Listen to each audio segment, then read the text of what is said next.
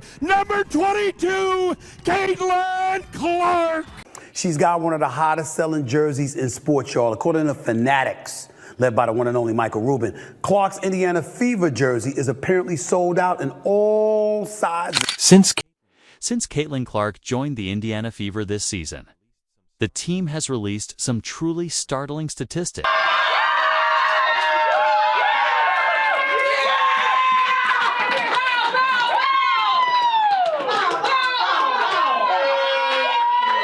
One highlighting the explosive growth of their brand.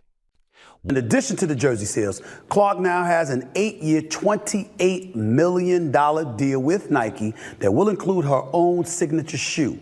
The deal is the richest sponsorship contract for a women's basketball player. She deserves it. She deserves it. Now let me say something to all the ladies out there. Somebody coming along and elevating the sport shine ultimately benefits you. Go out there, compete with her, try to bust her up if you want to, and all of that stuff. Just don't hate on the acclaim that she's getting. One particularly eye-opening metric is their video viewing data. What's shocking, however, is that despite the Fever Only all the accolades that Caitlin Clark is receiving is because she's white, and the jealous players who are attacking her are really the real victims here. I just love that she tries to stay grounded, and she says she doesn't, what did she say, she doesn't have a social, she doesn't look at her social, and I get it, I don't either, and I think it's so important to continue to do what she's doing, and no matter what other people do, then if people are negative, it's because they can't do what you do. Posting a tremendous amount of content, there has been a noticeable lack of posts actually featuring Caitlin Clark herself. If it were up to me, nearly everything would revolve around her. Yet the Fever have still posted. Honestly, I think work really hard, have dreams, chase them, but also like there's going to be moments that are really hard and there's going to be moments that are great. That's what every single person goes through in their life, whether you want to be a professional athlete, whatever you want to do, there's going to be moments of hardship and then a lot of amazing moments, but that's what makes, the moments of really great times, like that's what makes it so amazing. So I think don't let anybody tell you can't do something, you can achieve whatever you want in life. I think especially for young girls, like have confidence. I think that's something a lot of young girls struggle with is confidence, and lucky enough, I have parents that instilled confidence in me. I grew up playing basketball with the boys. Outstanding fan engagement numbers this season. Numbers that serve as a powerful reminder of just how much Caitlin Clark, not Angel Reese or Aja Wilson, is driving this surge. There's no way I'd have gotten her autograph a year ago. She's become such a massive star that people would have been lined up for blocks. But after the All-Star... You might remember this scene from Monday's Elite Eight postgame in Albany. We had it live here on CBS 2 and Fox 28. That girl getting her shoes signed by Caitlin, and that's the appropriate reaction. On Saturday, I was like, there's no way I get her autograph. She's such a big deal. There's going to be people lined up down there. Like, it's insane. But on Monday, I was like determined. I was saying before the game, I'm going to get this autograph. It's going to happen. And everybody was like, I hope you do. I got down there and I was wearing Nike Blazers. And an Olympic break this year. The Fever have taken fan engagement across the entire league to another level. The Indiana Fever currently lead the WNBA in both home and away attendance, with over 186,000 fans attending home games since the season began. Game last night. Yeah. You're a Mystics fan. Yeah. But I see the Indiana shirt. So what are we doing here? I like Caitlin Clark more. Matha's highest total in franchise history.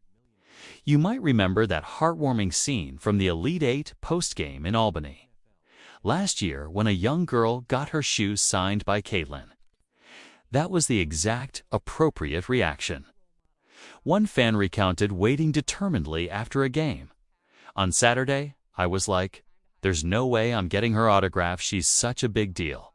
The line is going to be insane. But on Monday, I was determined. I told everyone before the game, I'm getting this autograph. It's happening. I got down there wearing my Nike Blazers. The team has seen an astonishing 265% rise in attendance from last year. For home games have shattered single-game merchandise sales records at the Gainbridge Fieldhouse team store, which has experienced a stunning jump of over 1,000% in net sales. When it comes to social media, the Fever lead the entire league in both new followers and total followers. Since April, they have racked up over 800 million video views across all platforms, surpassing not just the WNBA League account, but also every NBA, NFL, NHL, and MLB team in video. I thought it was so fun. The atmosphere was amazing. It's the first time I had seen Clark play in person. I wish she made more than a couple threes. She was 2 of 10, I think, from distance, but her playmaking ability was what really impressed me. What was it? 12 assists, 9 rebounds, just one shy of the first ever career triple-double for a rookie in the WNBA. The fans were excited. I just love the excitement and the positivity that continues to build. Consumption. It's the way she is off the court that makes her a role model, Clark has said. I think that was the most kids we've really had all season today. The tunnel was just packed with kids. I try to make time to high-five every single one of them. That's really what it's all about, inspiring the next generation.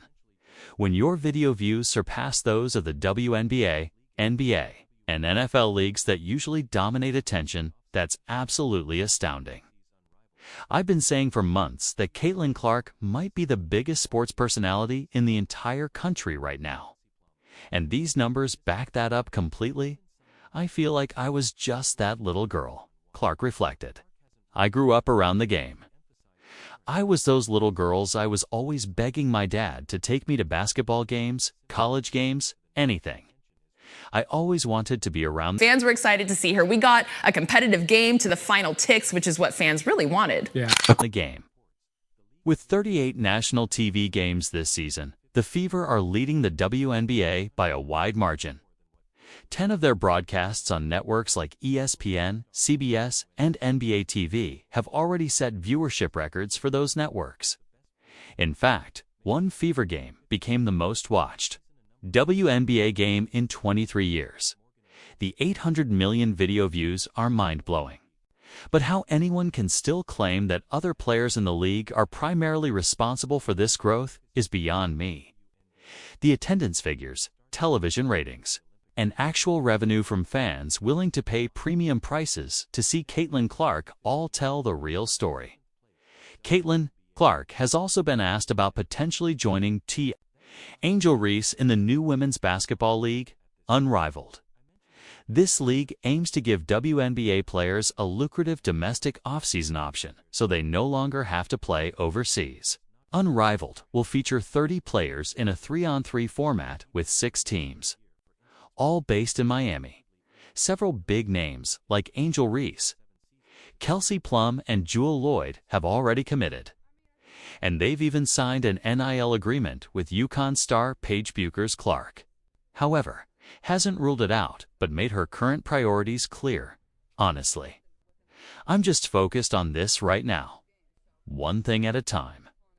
I can't always be moving on to the next thing. My attention is right here.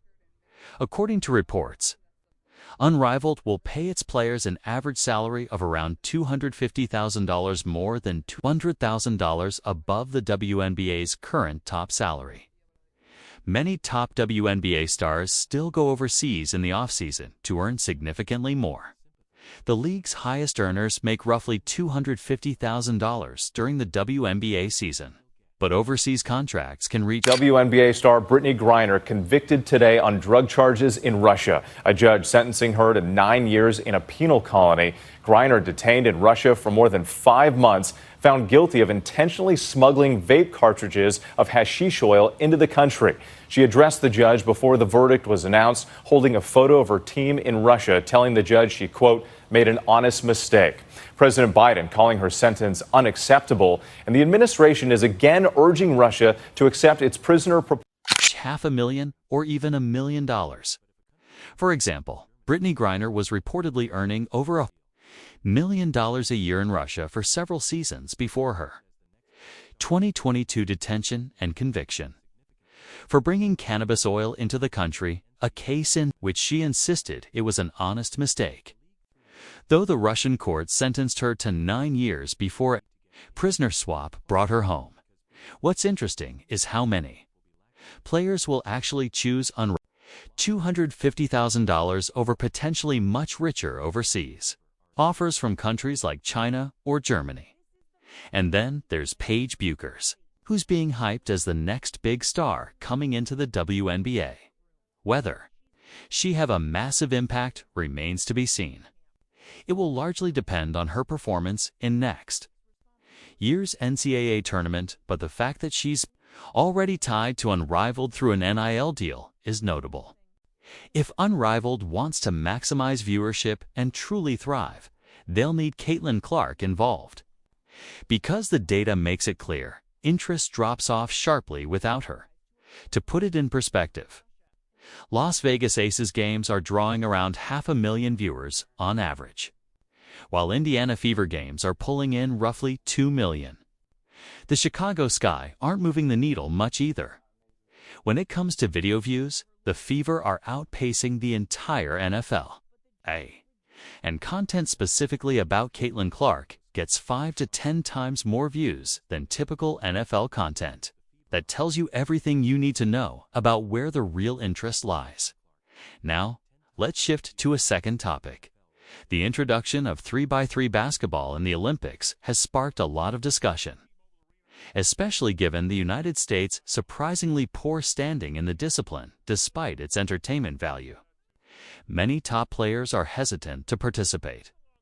The current U.S. roster features talented athletes like Canyon Barry, Dylan Travis, Kareem Maddox, and the standout Jimmer Fredette, who is widely regarded as the best 3x3 player in the world.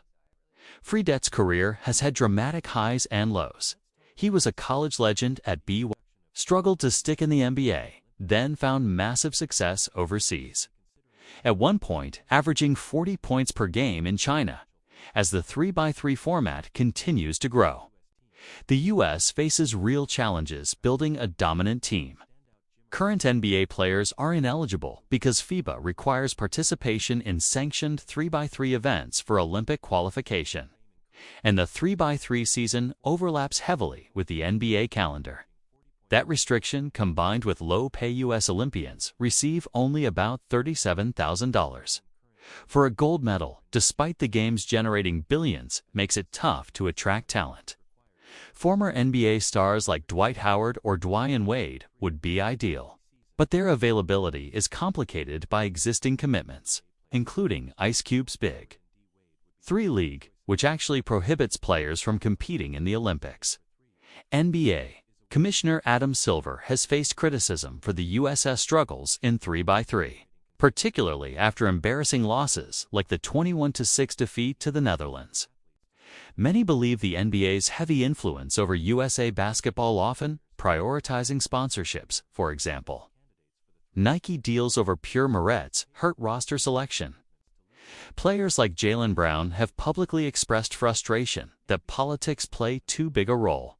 Ice Cube's Big 3 has emerged as direct competition to FIBA's circuit, and some speculate the NBA would rather see the U.S. Olympic team underperform than give Big 3 publicity.